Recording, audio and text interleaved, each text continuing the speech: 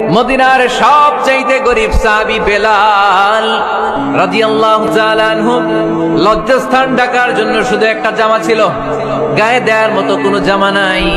এই সাহাবীর মতো গরিব কোন সাহাবী মদিনার জমিনে নাই।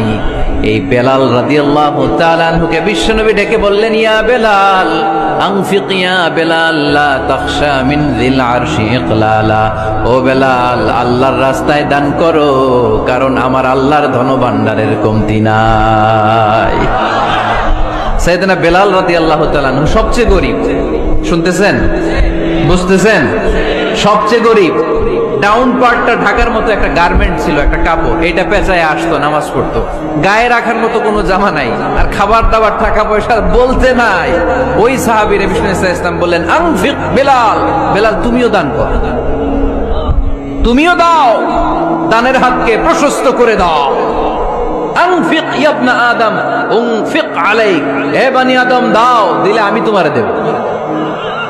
যারা দান করে বেশি তাদেরকে দেয় কে? দিলেই আসবে, না দিলে আসে না।